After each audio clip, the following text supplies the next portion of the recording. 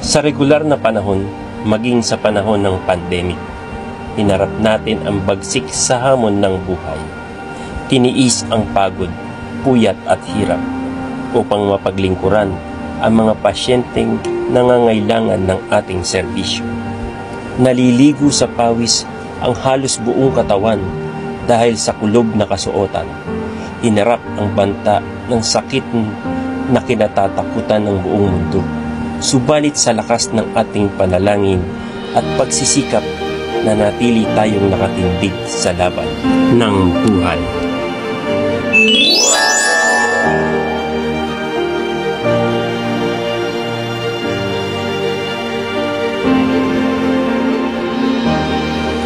Anuman ang hamon ng ating profesyon, ay matibay na itataguyod hindi lamang para sa institusyon o pamilya, kundi para sa kinabukasan ng ating mga anak.